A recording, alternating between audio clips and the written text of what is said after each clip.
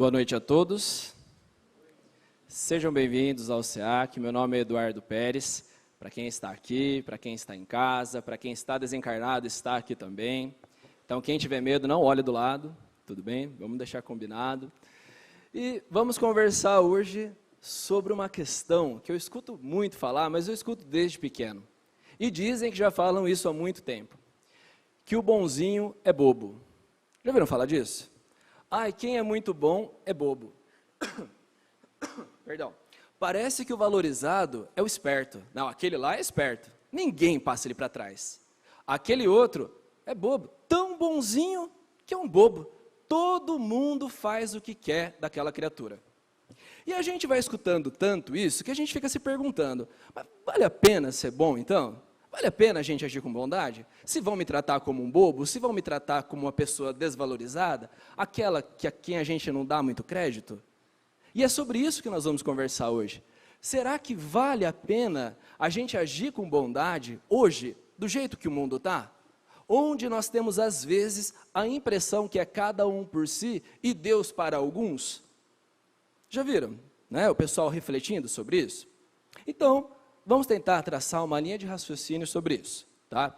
Eu falo que eu passo, quando chega o e-mail do SEAC falando dos temas, eu falo que começa uma maquininha a girar aqui, os espíritos, a gente vai andando no passar dos dias e parece que vão caindo textos na nossa frente e tal, e a gente vai tentando desenvolver uma linha de raciocínio. Espero que dê tudo certo hoje. Tem uma parábola muito interessante que Jesus vai nos contar.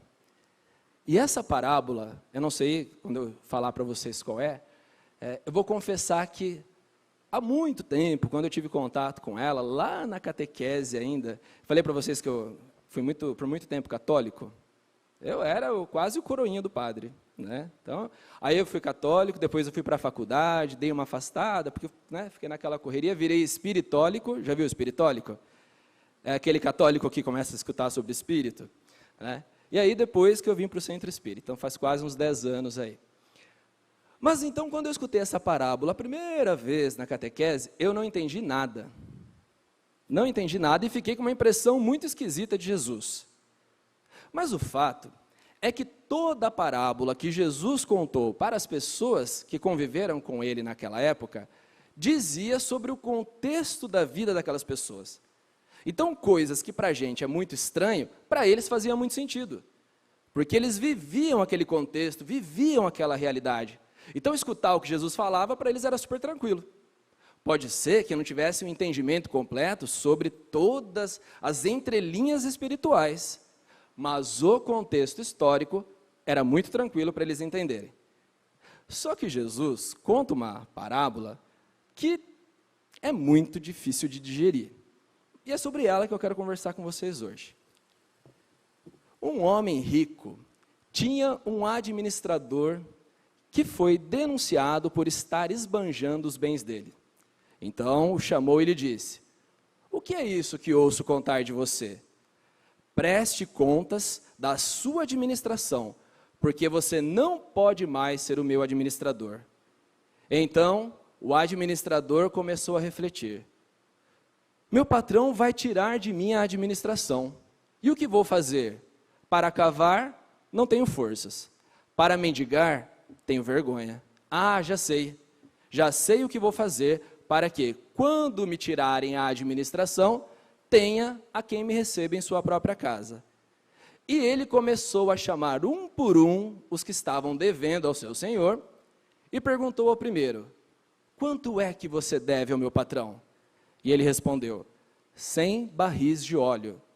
O administrador então disse: "Pegue a sua conta, senta depressa e escreve 50. Depois perguntou ao outro: "E você? Quanto está devendo?" E ele respondeu: 100 sacas de trigo. Então o administrador disse: "Pegue a sua conta e escreva 80. E o Senhor elogiou o desonesto, porque este agiu com prudência. De fato, os que pertencem a este mundo são mais prudentes com a sua gente do que aqueles que pertencem à luz. E eu lhes declaro: granjeai amigos com as riquezas da injustiça. E assim, quando o dinheiro faltar, os amigos receberão vocês em suas moradas eternas. Jesus estava oficializando ali a corrupção, não é verdade? Ué, se ele elogiou o administrador porque ele mexeu nas contas, fraudou as contas ali, ué, está validada a corrupção. Pelo menos foi essa sensação indigesta que eu tive na época. Falei, mas olha Jesus aqui falando que está tudo certo, o senhor foi lá e mexeu na continha? Vamos entender? Vamos mergulhar um pouquinho nessa palavra, nessa parábola? O que será que ele quis dizer? Jesus estava falando para agricultores. Então ele estava usando um exemplo da vida deles. Naquela época já era comum ter os grandes latifundiários. Esses latifundiários chamavam pequenos agricultores e diziam assim, olha, eu deixo você usar um lote da minha terra, desde que eu tenha parte da sua produção. Então, se você for plantar a azeite, né, a oliva, eu quero um tanto de óleo de azeite. Se você for plantar o trigo, eu quero tantas sacas de trigo. E isso dependia do tamanho do lote que era alugado, que era locado. Eles eram então chamados de locatários. Não é? O fato é que era um negócio de risco. Por que era um negócio de risco? Porque podia ser, né, que a lavoura fosse muito bem, a colheita fosse maravilhosa. Aí o pequeno locatário lucrava, ele pagava para o senhor da terra também que lucrava, né? Mas e se naquele tempo tivesse ali uma chuva muito pesada, uma chuva de pedras, né? Tivesse uma geada, tivesse ali uma praga, a lavoura toda podia se perder. Só que quem tomava o prejuízo era o pequeno locatário, porque o dono iria cobrar dele sim. Olha, você alugou, se deu certo ou não deu, né? Isso eu estou falando da cultura da época, tudo bem? A cultura da época era essa. Aluguei, eu já tinha criado uma dívida ali com o senhor da terra, né? O dono da terra, aquele latifundiário. Só que olha o que acontece. Começam a falar para esse patrão que o administrador dele, o mordomo, assim era chamado na época, porque ele tinha uma série de regalias, chegam nele e falam assim, ó, tá vendo o seu mordomo, o seu administrador, que cuida das suas contas, que faz os contratos, que vai lá e organiza as pessoas que vão plantar, que faz os cálculos de quanto cada um tem que te pagar, ele está esbanjando, ele está sendo imprudente, ele está te dando prejuízo. Está te dando prejuízo. E aí, o dono percebe que realmente tem uma coisa errada e chama esse mordomo e fala, vem cá, escuta, que história é essa que você está administrando mal aquilo que eu te confiei? Você não fica mais na administração, não. Pegue o seu caderno, entregue suas contas, porque aqui você não trabalha mais. E saiu. Esse mordomo, esse administrador, então, entra em desespero. Porque ele pensa, e agora? O que é que eu vou fazer? Porque ele tinha uma vida boa. É daí que vem aquele termo, a mordomia. Nossa, quanta mordomia que você tem, quanta mordomia que o fulano tem. É isso, ele tinha uma série de regalias. Ele tinha uma posição privilegiada junto a esse patrão. Comia bem, dormia bem, tinha outros funcionários à sua disposição, né? Comandava um outro grupo. Então, para ele, estava tudo bem. Mas e agora? Estava perdendo o emprego, estava perdendo a mordomia.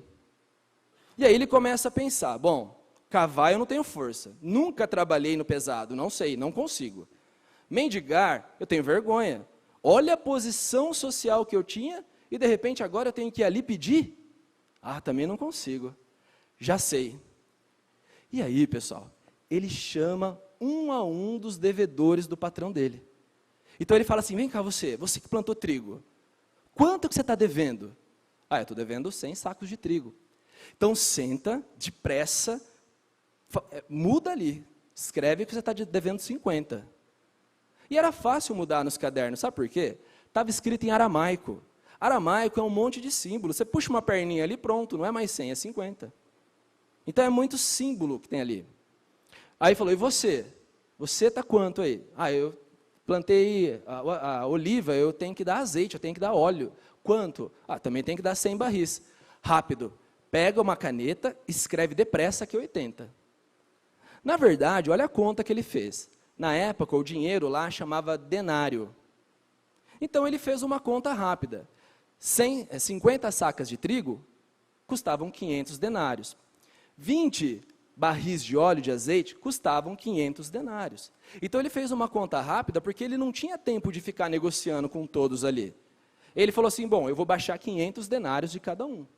Se a gente fosse transformar isso em reais hoje, é o equivalente ao que você gastaria mais ou menos entre 20 e 25 mil reais.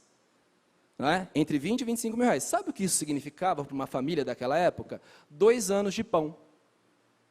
Para eles eram 2 anos para conseguir garantir o sustento. Então, o que ele estava oferecendo para aquelas pessoas quando ele mandava fazer essa trapaça? Olha, estou garantindo 2 anos aí para você, não esquece de mim, hein? 2 anos, hein? Ó, vem cá você, 2 anos, hein? E foi isso que ele estava fazendo. Vocês imaginam a festa que não foi desse pessoal para esse mordomo? Mas ele tinha que fazer tudo muito rápido. Porque se as pessoas começassem a descobrir que ele não era mais o administrador, as pessoas nem iam querer falar com ele. Então ele falava, vai, depressa, muda aí. Você, depressa, muda aí. E aí, chega quem? O dono, depois de um tempo, ele vai lá e entrega as contas para o dono abre o caderno e na hora constata, você trapaceou. Você foi desonesto, essas contas aqui não estão batendo.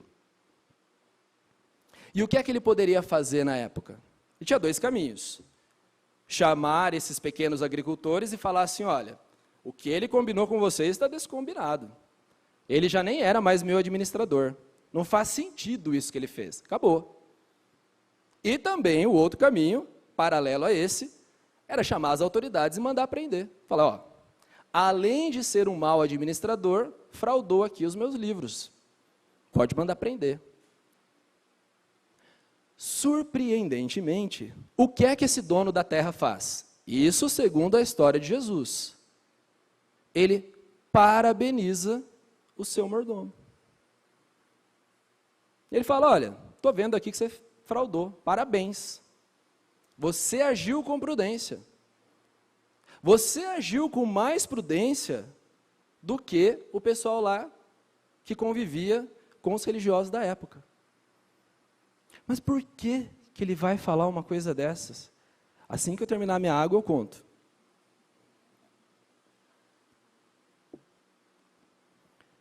E aí, pessoal, a gente vai pedir ajuda para Emmanuel. Quem que é Emmanuel? Emmanuel era o espírito que veio ajudar Chico Xavier, né, na transcrição de muitas mensagens. E tem um livro chamado Pão Nosso, tá vendo? Tem a versão normal, tem a versão de bolsa, a versão pocket, né? E nesse livro, cada página é um versículo que ele conta uma história. Então esse aqui você pode de repente emprestar na biblioteca, comprar na livraria, deixa na sua bolsa, você lê um por dia. Vocês não têm ideia, muitos aqui já devem conhecer as obras, né? Do quanto Emmanuel aprofunda uma reflexão baseado num versículo bíblico. Ele escolhe um versículo e faz o texto. E é bacana que ele fez exatamente sobre a parábola do mordomo infiel. Olha só o que Emmanuel vai dizer sobre essa parábola. Lembra que no final, que eu estava lendo para você, ele disse, granjeai amigos com as injustiças? Olha o que Emmanuel escreve aqui no capítulo 111 do livro Pão Nosso, que é escrito aí por Chico Xavier. O tema, o título, granjeai amigos. Se o homem conseguisse, desde a experiência humana, devassar o passado profundo, chegaria mais rapidamente à conclusão de que todas as coisas que o felicitam em conhecimento e saúde, percebam, observem, conhecimento e saúde provém da bondade de Deus. E todos os recursos materiais que estão à disposição de seus caprichos procede da injustiça. Então ele está dizendo o seguinte, olha, conhecimento, sua formação moral, sua saúde, isso vem de Deus. Os recursos materiais que nós temos para os caprichos, observe que ele não fala da nossa necessidade existencial. Ele fala dos caprichos, vem da injustiça. E ele continua: bastará recordar nesse sentido que todas as nações terrestres se levantaram há séculos sobre conquistas cruéis. Então ele está falando assim, ó, olha para todas as nações, como é que elas se levantaram, como é que elas se tornaram, como é que elas têm tudo o que elas têm hoje. Todas elas, de uma forma ou de outra, trabalharam em cima das conquistas. Tirando, sendo cruel, às vezes assassinando, desapropriando. Com exceções, os homens têm sido os servos dissipadores. Olha a mensagem que ele começa a mandar para a gente. Com raras exceções, nós estamos sendo o mordomo infiel. Nós estamos assumindo o papel de mordomo infiel, que no momento do ajuste não se mostram à altura da mordomia. Eis porque Jesus nos legou a parábola do empregado infiel, convidando-nos à fraternidade sincera, para que, através dela, encontremos o caminho da reabilitação. O mestre aconselhou-nos granjear amigos, ou seja, fazer amigos, isto é, dilatar, aumentar o nosso círculo de amizades e simpatias, e que sintamos cada vez mais intensa o amparo do espírito de cooperação e dos valores intercessórios. Se o nosso passado espiritual é sombrio e doloroso, busquemos simplificá-lo, adquirindo dedicações verdadeiras que nos auxiliem através da subida áspera para a redenção. Se não temos hoje determinadas ligações com as riquezas da injustiça, tivemos ontem. E faça imprescindível aproveitar o tempo para o nosso reajustamento individual perante a justiça divina. O que ele quis dizer com tudo isso? Vamos nos colocar no lugar dessa parábola. Se nós somos o mordomo infiel, quem é o dono da terra? É Deus. Ele nos dá uma série de mordomias. Só que às vezes a gente não fica à altura dessa mordomia. Ele investe muito na gente e às vezes a gente pega um outro caminho. Ao invés de fazer frutificar o que ele nos ofereceu, a gente acaba vivendo de uma forma isolada, né? Buscando exclusivismo, buscando só para os meus, os seus e os outros, o que vier, justiça. Então ele começa a nos contar isso, olha, começa a fazer esse paralelo. Nós somos o mordomo que não estamos administrando bem aquilo que o dono da terra, Deus, nos ofereceu. Então ele vai dizer o seguinte: todo mundo é devedor, concorda? Todo mundo passa por dificuldades, porque todos nós temos dívidas. E aí eu vou contar uma coisa para vocês agora, que muita gente que vem no centro espírita não gosta de ouvir, muitos já deixaram de vir em centro espírita por isso. Não existe sofrimento de grande expressão que não nos atinja sem que nós tenhamos débitos com a justiça divina. Traduzindo, se existe sofrimento na nossa vida de grande expressão, é porque nós temos pendências com a justiça divina ou temos algo a aprender com essa situação. E tem gente que chama isso de injustiça. Diz que Deus é injusto ou que os espíritas são loucos. Porque onde já se viu, eu sou uma pessoa que trabalhou a vida inteira, nunca fiz mal para ninguém, aí tem um parente meu que está doente dentro da minha casa, que eu amo muito, ele está sofrendo, eu estou sofrendo, e o espírita vem me dizer que eu tenho dívidas. Como que eu tenho dívidas? Se a vida inteira eu fui uma pessoa correta. E aí ele nos chama a atenção, ele diz, olha, pode ser que você tenha tomado um caminho bacana, mas não esqueça, tem muitas existências na sua vida. E pode ser que no meio do caminho, alguma vez você tenha deslizado de um tanto, que agora você está pagando essa dívida ou aprendendo algo que não foi bem aprendido nesse caminho. Não existe sofrimento de grande expressão que não nos atinja sem que a gente, de fato, precise passar por aquilo. Então não tem vítimas, não tem injustiça por parte de Deus. Tudo o que acontece na nossa vida é um aprendizado pelo qual nós precisamos passar.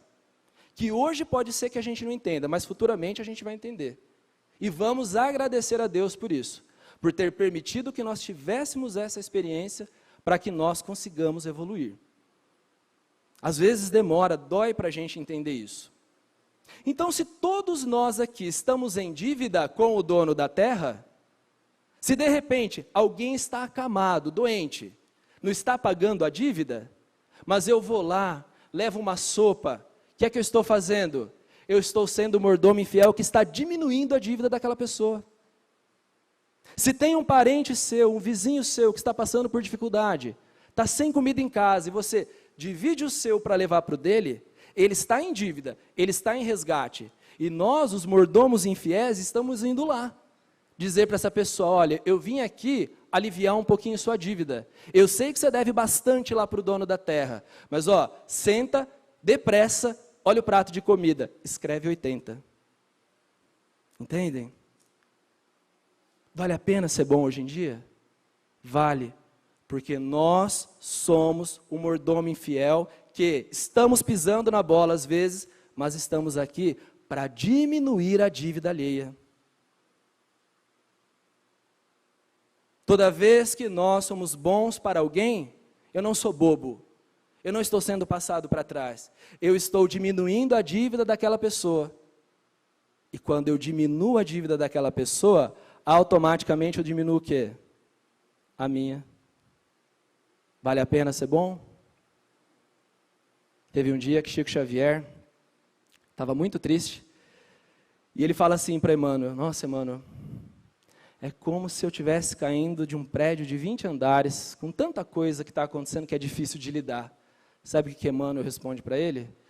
Chico, você pode ter certeza que nessa queda de 20 andares que você tem aí, existem milhares de mãos, de mães, que você ajudou, que vão aliviando sua queda. Porque você diminuiu a dívida de cada uma. Você diminuiu o sofrimento alheio. Chico foi de encontro ao outro. Chico foi o mordomo infiel que começou ali mexer no caderninho de conta das pessoas. Teve uma vez que ele conta que ele visitava uma favela onde tinha uma moça acamada, chamava Valéria. E Valéria não falava, tinha paralisia da coordenação, né? Então ela só emitia som, sabe aquele som da paralisia que eram gemidos, mas não tinha nenhuma, né? Não dava para decifrar o que a Valéria falava. Mas Chico tinha uma visão espiritual. Então ele olhava para a Valéria e ele sabia que ela tinha sido uma dançarina espanhola. E que por não ter usado bem os seus dons, ela acabou pedindo esse sofrimento para que ela aprendesse a valorizar. Então, toda vez que Chico ia lá, ele levava uma rosa vermelha para ela, porque isso conectava com a lembrança espiritual dela, a bailarina espanhola, com aquela rosa, e ela ficava muito feliz. E Chico visita ela muitas vezes, morava só ela e a mãe. E um dia, Chico falou assim para ela, vai Valéria, fala uma palavra, força, quem sabe, né? Você fala uma palavra aí. E a Valéria tenta balbuciar ali umas palavras. Vai, Valéria, fala uma palavra. Jesuso. E ela fala Jesuso. E Chico chora, a mãe de Valéria chora, e todo mundo chora ali. É um momento de muita emoção, aquele grupo visitando a Valéria, todo mundo em oração, né? E eles se despedem muito felizes. Aí, continuam as visitas. Tem um dia que Chico acorda e fala assim, hoje eu tenho certeza que Valéria vai falar uma frase. E vai lá, chega na casa, encontra a mãe de Valéria, triste, e a mãe de Valéria diz, olha, a Valéria faleceu no começo da semana. Ela tinha um sofrimento, ela tinha uma dívida. O que Chico fazia? Diminuía a dívida dela. Valéria, quanto você deve? 100 barris de sofrimento. Marca 50. Porque eu estou vindo aqui aliviar seu sofrimento. Outra passagem, Chico conta que ele estava deitado no quarto dele e entra uma entidade luminosa. Não fala nada. Chico está lá deitado, vê aquela entidade vindo na direção dele, estende a mão e coloca no peito do Chico. E aplica um passe. Não fala nada e vai embora. No outro dia, de novo, Chico deita para descansar, entra a entidade luminosa, vem até o quarto, estende a mão, aplica um passe no coração de Chico, não fala nada e vai embora. Isso acontece por 7 dias. E Chico não estava entendendo nada. Falei, o que essa entidade está fazendo? Chico chega em casa e sente uma dor no peito. Começava ali o processo da primeira angina que ele tinha no coração. Quem já teve diz que é uma cascavel mordendo o coração. Tamanha a dor. E aí passa por todo o procedimento, vai para o médico, cuida disso e tal. Chico volta para casa, à noite, a entidade chega no quarto e diz assim, e vai de novo pôr a mão. Aí Chico resolve puxar a conversa, porque aí Chico entendeu. Ele falou, minha irmã, agora eu entendi porque você veio tantas vezes aqui. Você estava fortalecendo o meu coração para o problema que eu ia ter, né? E ela faz assim com a cabeça, ela diz, é isso aí. Mas por que você entra aqui, aplica o passe, não fala nada? Eu queria saber se eu te conheço. Me conhece, Chico, claro que me conhece. Quem é você? Não vou falar meu nome. Vou falar uma palavra. Jesuso. Toda vez que nós diminuímos a dívida de alguém, esse alguém e todas as entidades espirituais que a assistem, olham para você e falam assim, marca o rosto dessa pessoa. Quando ele precisar, quando ela precisar, nós estaremos lá. Granjeai amigos, façai amigos com as injustiças desse mundo, com os nossos erros. Guto dizia assim, o mundo está em crise. Você pode sentar e chorar porque o mundo está em crise. Ou, nossa, então tem um monte de oportunidade para eu diminuir a dívida das pessoas. A gente escolhe. Eu vou brigar com o mundo, vou dizer que Deus é injusto, ou entendo que eu tenho culpa, se eu não lembro é porque é de outra existência.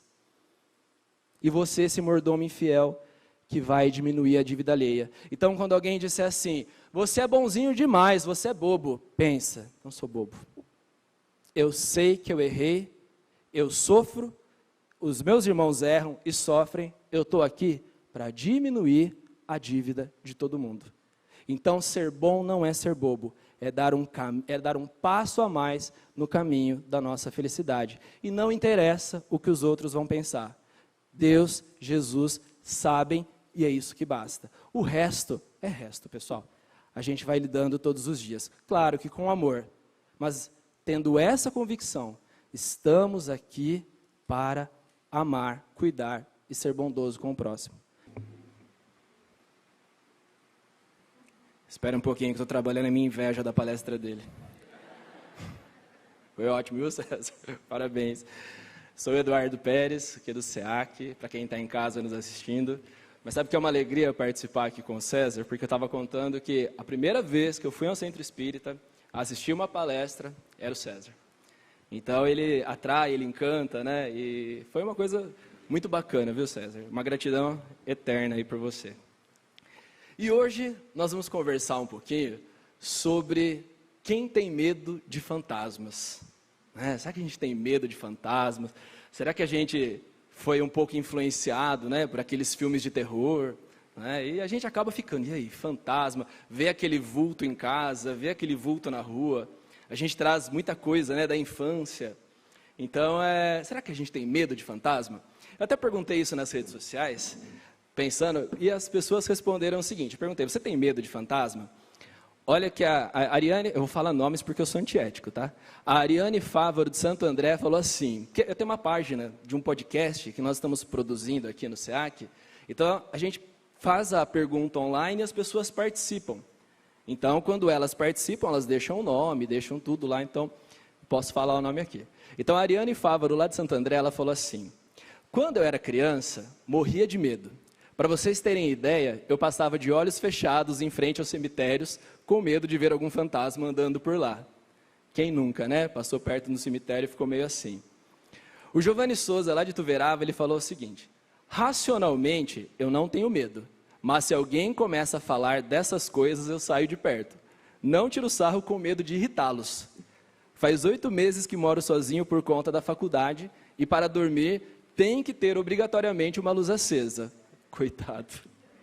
Acho que uma luz acesa espanta. Brincadeira, gente, espanta sim, pode deixar aceso.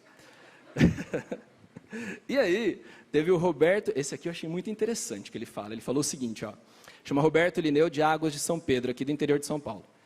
Ele falou o seguinte: sou mestre de obras há mais de 25 anos e nunca vi fantasmas.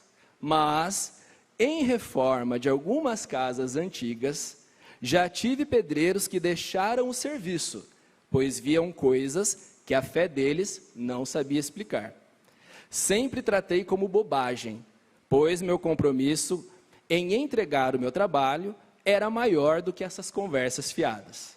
O caso é que certa vez peguei uma empreita numa casa para reformar, uma casa muito antiga, e toda vez que ia lá sentia o ar pesado. Só pensava em coisas ruins e ficava com aquela sensação de não ser bem-vindo ali. A obra durou 3 semanas e foi interrompida por causa da pandemia. Não quero acreditar que era uma casa mal assombrada, mas com certeza tinha algo ali. Então, pessoal, será que a gente tem medo de fantasma, né? As pessoas vão falando, mas o que é esse fantasma? E tem gente que dá um monte de nome, chama de alma penada, encosto, coisa do outro mundo, né? E o que é o fantasma, em última análise? Nós que estamos aqui numa casa espírita, estudando sobre espiritismo, nós somos formados de 3 coisas, nós, aqui nesse momento. Nós somos formados dessa matéria densa, que é o nosso corpo. Tem por dentro, né, dentro de nós, já falei isso aqui uma vez, o nosso perispírito e o nosso espírito, não é? Então, o fantasma, aquilo que as pessoas julgam como fantasma, nada mais é do que aquilo que sobrevive ao túmulo. Esse corpo que nós vestimos, que nós estamos usando para nos relacionar com esse planeta, ele é temporário. Por isso que idolatrar o nosso corpo, ele por vezes é um caminho enganoso, é pura ilusão. Às vezes a gente olha no espelho e fica desanimado, perde a felicidade, perde o brilho, porque nós estamos mudando, porque as coisas estão se transformando, quando na verdade o nosso corpo, ele é algo programado para se desfazer. Nós não vamos levar o nosso corpo junto, não vamos. Então às vezes a gente fica aqui, gastando horas, gastando energia, tristes porque não tem o corpo que idealizou, e isso nós vamos entregar, nós vamos deixar. O que sobrevive? O nosso espírito. Esse é o fantasma. Então tem um fantasminha morando dentro da gente. Todos nós, em última análise, somos esses fantasmas que a gente morre de medo, às vezes. Não é? Que a gente até dorme com a luz acesa, para eles não chegarem perto. Entende? Então, fantasma é aquilo que sobrevive ao nosso corpo, que sobrevive ao túmulo. Kardec vai nos dizer assim, e onde estão, né, esses fantasmas? Onde que a gente vê os espíritos? Onde que eles estão? Kardec diz assim: os espíritos estão em toda parte, ao nosso lado, acotovelando-nos e observando-nos sem cessar. Por sua presença incessante entre nós, eles são os agentes de diversos fenômenos, desempenham um papel importante no mundo moral e, até certo ponto, no físico. Constituem, se o podemos dizer, uma das forças da natureza. E aí a gente fala que tem espírito para todo lado, a gente já fica preocupado. Ai meu Deus, tem espírito para todo lado, e agora? O que eu faço? Agradece. Esses espíritos, a maioria deles que estão por perto, são espíritos que estão orando, vigiando, cuidando, zelando. Nós temos uma grande família espiritual. Uma parte dessa família encarnou conosco nessa jornada atual que estamos vivendo. Uma grande parte não encarnou conosco. Mas eles continuam por perto, cuidando, orando, né, nos intuindo, iluminando o nosso caminho. Então a gente não precisa pensar só na face difícil, né, dos espíritos que estão por perto. Vamos lembrar que tem muito espírito perto da gente, nos ajudando, colaborando. Você não tem o seu protetor, né, o chamado anjo da guarda que a gente aprendeu? Nós temos também, eu devo ter uma avó que não encarnou comigo dessa vez, mas que eu tenho certeza que ela está olhando por mim. Tenho familiares que já desencarnaram e pode ser que eles já estejam, né, equilibrados, conformados e podem já estar trabalhando pelo meu bem. E assim vai. Quantas e quantas vezes nós não tivemos aquele sentimento de que alguém estava cuidando de nós? É assim que Deus encontrou o caminho para estar presente e agindo.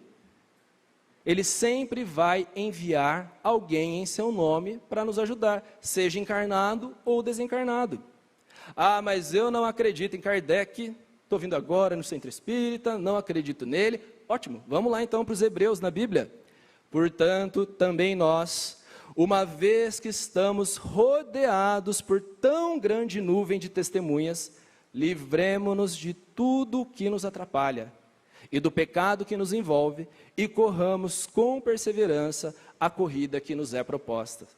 Então, os próprios textos bíblicos, eles vêm nos dizer que esse aqui é um planeta cheio de espíritos. O IBGE espiritual, ele fala em mais ou menos 25 bilhões de espíritos nesse planeta.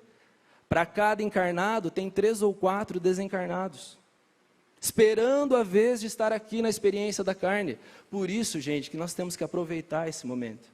Porque estar aqui encarnado deu trabalho, levou tempo, demorou para ser articulado, achar as pessoas certas que precisavam encarnar junto conosco, as experiências que nós precisávamos ter. Sabe aquela pessoa que a gente tem muita dificuldade de conviver? Lá, antes de encarnar, um olhou para o outro e falou, vai, vamos tentar mais uma vez? Vamos ver se a gente vai junto agora e se acerta? Então, dá muito trabalho reencarnar.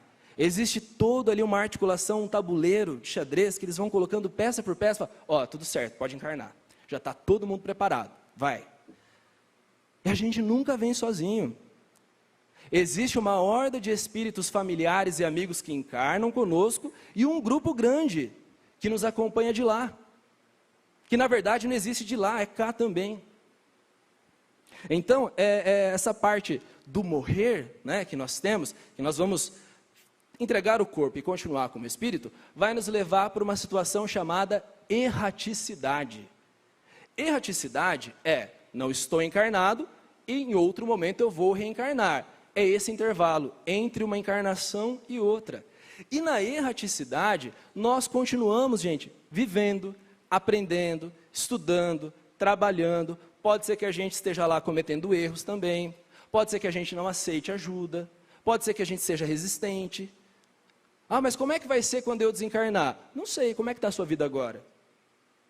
Como é que está a minha vida agora? Eu estou me preparando para desencarnar? Não estou falando de plano funerário, não. Estou falando, estou aceitando o que é que vem por aí? Estou me ligando, estou aprendendo, estou conhecendo? Estou trazendo algum propósito para a minha vida que não seja material? São essas perguntas que a gente precisa se fazer para entender como é que vai ser o nosso desencarne. Nós temos vários tipos de situações. Tem espíritos que desencarnam e vão para uma colônia, são acolhidos ali. Já assistiram ao Nosso Lar? É mais ou menos aquilo. Muitos espíritos desencarnam, são acolhidos ali, né? Reencontram entes queridos, e com a maioria vai ser assim. Todas essas lágrimas que a gente derruba hoje vão virar sorriso. Toda essa saudade que a gente sente hoje vai virar abraço. Então vai chegar uma hora que nós vamos estar lá junto com as pessoas que nós outrora estivemos aqui encarnados e vamos reencontrá-los. Tanto aqueles que partilharam dessa existência, quanto aqueles que ficaram lá esperando uma outra oportunidade. Mas também tem espíritos que acabam se envolvendo aí com as más paixões. O que é a má paixão? É o vício. Eu sou viciado em apostas. Então eu permaneço por aqui tão focado, tão obcecado na aposta, que eu não consigo olhar para um outro caminho. Eu estou tão apegado às pessoas que conviviam comigo, eu tenho uma obsessão, eu não vou deixar minha mulher, não vou deixar os meus filhos, isso tudo é meu, essa vida eu quero de volta, que eu fico lá na casa. Eu sou viciado no dinheiro que eu deixei guardado no cofre, eu não consigo sair dali de perto. Então, como é que vai ser o meu desencarnar? Não sei, depende muito de como é que eu estou vivendo agora. Me diz onde está o teu tesouro, que eu vou dizer onde está teu coração. O nosso coração está perto do quê? De quem? Está vislumbrando as coisas que permanecem, que não morrem, que não se deterioram com o tempo, ou a gente está preso a ilusões dessa existência? Uma vez nós estávamos numa reunião mediúnica, e recebendo, né, os espíritos por meio dos médiuns que estavam ali, e uma comunicação foi muito interessante. Ele dizia: por que vocês me trouxeram aqui? Eu estou lá no meu sítio, eu enterrei meu dinheiro lá. E se nesse meio tempo alguém for lá pegar esse dinheiro? Quero voltar para lá. Há quanto tempo ele estava lá cuidando desse dinheiro que ele enterrou? É um fantasma que estava no sítio. Se passasse algum médium por lá, ia ver alguém sentado perto de uma pedra olhando para o chão onde ele enterrou o dinheiro. E quando nós temos sentimento de posse? Essa casa é minha, que é o caso provavelmente aqui do empreiteiro. Ele foi reformar uma casa muito antiga, mas provavelmente tinha alguém lá que falava: não, peraí, essa casa é minha, não gostei dessa cor dessa tinta aí não. Sai daqui, isso aqui é meu. Então, o nosso destino está muito ligado àquilo que nós cultivamos hoje. Não é? Teve uma situação muito interessante na Revista Espírita, de fevereiro de 1859. Então, teve uma pessoa que mandou uma carta para Kardec. Para quem não conhece, não está familiarizado com o que é a Revista Espírita, as pessoas escreviam cartas para Kardec, ele publicava essas cartas e colocava as respostas ali. Não é? Então, em determinada situação, alguém escreveu uma carta e que foi chamada de espíritos barulhentos, esses fantasmas barulhentos. Veja só. Numa casa na aldeia de Courgette, há cerca de 2 meses, isso é a pessoa escrevendo para Kardec, tá? Há cerca de 2 meses, ouvem-se ruídos, barulhos extraordinários. A princípio, eram golpes secos e muito semelhantes a pancadas de um machado no assoalho, e escutados por todos, né? Por todos da casa. Sob os pés, acima da cabeça, nas portas, nos móveis, sempre o barulho do machado. Depois, as passadas de um homem descalço, andando e dedos batendo na vidraça. Os moradores ficaram amedrontados e mandaram rezar missas. A população inquieta ia até lá na aldeia e escutava. Chamaram a polícia. A polícia então toma conhecimento. Vai até lá, faz pesquisas. O que vocês acham que aconteceu? O barulho sumiu, chamou a polícia e o fantasma foi embora, é isso? Aí piorou,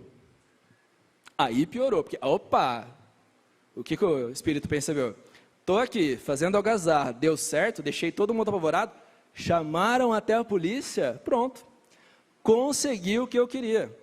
E o negócio piora de uma tal maneira, que as pessoas, imaginam a pessoa lá almoçando, e de repente o prato dela começa a se movimentar sozinho, começa a escutar a correria na escada, portas que abrem e fecham, janelas que abrem e fecham. A família ficou apavorada. Então ele escreve para Kardec falando assim: olha, não pense o senhor Kardec, que é uma casa sombria, antiga, caindo aos pedaços. Não, ele chama a casa de construção recente e risonha. Seja lá o que ele queira dizer com casa risonha, mas imagino que seja uma casa feliz, né? Falou, uma casa novinha, bonitinha, simpática, não é uma casa de filme de terror, não. Não sei por que está acontecendo isso. O que o senhor pode nos dizer, né, para ajudar essa família? E aí Kardec vai responder, né, que tipo de espíritos faz isso? Ele vai dizer, olha, na certa são espíritos de ordem inferior. Porque um espírito de ordem superior jamais se prestaria a esse papel. Ele não se alegra com algazarras, eles são honestos e são sérios. Então, se tem ali um espírito fazendo barulho, se tem um espírito fazendo bagunça, provavelmente nem é um espírito ruim. Ele é um espírito leviano, brincalhão, inconsequente. Nem ele sabe por que ele está fazendo aquilo. Ele não tem a responsabilidade na cabeça dele ainda. Então, Kardec vai responder o seguinte, que algumas situações podem estar por trás disso. A primeira, a maior parte desses espíritos não tem outro objetivo senão divertir-se. São antes espíritos levianos do que maus. Riem-se do medo que provocam, como tantas das inúteis pesquisas para descobrir a causa de sua morte. Muitas vezes se obstinam junto ao indivíduo que gostam de envergonhar e o perseguem de casa em casa. Porque o que acontece? Tem barulho na minha casa, eu vou mudar daqui. Pode ser que ele seja o alvo, o espírito muda junto. Vai lá no caminhão de mudança, né? O espírito acompanha. Então, o que ele está dizendo aqui? Olha, esses espíritos, alguns se divertem com o medo que eles provocam nas pessoas. Outras vezes se ligam a um determinado lugar sem qualquer motivo, a não ser por capricho. E chega lá, gostei daqui, vou ficar aqui. E pode ficar ali. Por vezes também há uma vingança que levam a efeito, como teremos ocasião de ver à frente. Muitas vezes, pessoal, espíritos que desencarnaram, que podem ter compartilhado a mesma existência física que nós, ou anteriores.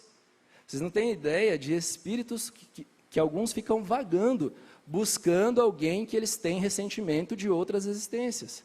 E quando eles encontram, eles querem se vingar e ficam ali, né? Mas por que a providência divina permite? Se eu fui lá e fiz mal para ele, eu estou colhendo o que eu plantei. Então, pode ser que exista essa aproximação. Pode ser alguém dessa existência que eu prejudiquei muito. E quando ele desencarna, ele não vai embora, ele fica por perto. Em certos casos, a sua intenção pode ser mais louvável. Querem chamar a atenção e estabelecer contato. Seja para fazer uma advertência útil à pessoa a quem se dirige, seja para pedir algo para si mesmo. Muitas vezes, vimos-los pedir preces. Outros solicitavam o cumprimento, em seu nome, de promessas que não puderam cumprir enquanto estavam vivos. Outros, enfim, no interesse próprio do seu repouso. Queriam reparar alguma situação má que tinham praticado quando encarnados. Isso acontece bastante. Às vezes a gente recebe espíritos nas reuniões mediúnicas que eles só querem falar. Eles falam, olha, eu estou aqui, queria tanto que meus pais me perdoassem por aquilo que eu fiz, ou meu filho por eu ter abandonado ele. Então, eles ficam muito ressentidos. Então, às vezes, eles não conseguem descansar, eles não conseguem, seguir seu caminho, porque eles ficam presos ou a questões materiais, a títulos ou situações. O próprio Espiritismo das Irmãs Fox, lá em 1848, quando foi registrado o primeiro caso de comunicação espiritual por pancadas, que eles começam a escutar pancadas, barulhos numa casa, e a família Fox começa a ficar apavorada, fala, o que é isso? O que são esses barulhos? No princípio eles trataram como ranger da casa. Depois de um tempo, a coisa vai ficando tão feia, que é pancada em cima de pancada, a cama vai sendo arrastada. E ela fala, mas tem alguma coisa, não pode ser só algo aleatório. E aí uma das meninas, das adolescentes, tem uma ideia. Ela fala, repete comigo, ela dá uma pancada, dá uma pancada. Ela dá 2 pancadas, dá 2 pancadas. E aí eles começam a fazer um tipo de alfabeto da comunicação. Uma pancada era A, 2 pancadas era B, e assim por diante. Eles conseguem decifrar o que aquele espírito queria. Ele estava naquela casa, ele tinha morrido assassinado naquela casa e estava enterrado no porão. Mas ele não achava certo estar enterrado ali, sem a família dele ter notícias e tudo mais. Então ele ficou ali, tentando se comunicar, pedindo que as pessoas, me ajuda, estou ali enterrado, tem que me tirar dali. E aí começa esse sistema que ele vai tentar se comunicar com essas jovens. Então, o que fazer quando tem espíritos dessa maneira? Kardec diz, mas veja, não é todo mundo que vai ter essa possibilidade. Ele diz, se você tiver um médium que você conheça, um psicógrafo, um vidente, um audiente, peça para se comunicar. Quem sabe esse espírito diz para essa pessoa o que aconteceu? Pergunte, quem sabe? Porque a depender do tipo de espírito que está ali, dá para se levar, dá para a gente conversar com ele e tentar ajudá-lo. Então ele vai dizer o seguinte, por suas respostas, veremos imediatamente com quem tratamos. E em consequência, poderemos agir das seguintes maneiras. Se for um espírito infeliz, manda a caridade que o tratemos com os cuidados que ele merece. Se for um espírito brincalhão de mau gosto, poderemos agir com ele sem cerimônias, exigindo que ele pare. Se for malévolo, é preciso pedir a Deus que o torne melhor. Em todo caso, a prece só dará bons resultados nessa situação. Se a gente não tiver um médium para ir ali perguntar, nada como a prece. Pedir que Deus ilumine, que Deus conduza, que Deus ajude esse espírito. Uma vez uma tia minha, ela chegou e falou assim, Eduardo, vai lá em casa e tira porque tem alguma coisa lá. Pelo amor de Deus, expulsa aquilo que está lá. Ela quase pediu um exorcismo, Vai lá, expulsa, limpa a minha casa. Falei, tia, mas quando vem alguém, de repente, aí bater no seu portão, pedir 1 quilo de alimento, né, pedir um agasalho, ou só querendo conversar, a senhora pega a vassoura e sai correndo atrás da pessoa? Não, claro que não, eu ajudo. Falei, exato. Lá na sua casa, então, tem alguém pedindo ajuda. Converse, faça uma prece, né? Ajude essa pessoa a encontrar, porque o que ela estava com medo? De alguém que não tinha mais corpo naquele momento. Era simplesmente alguém que não tinha mais corpo.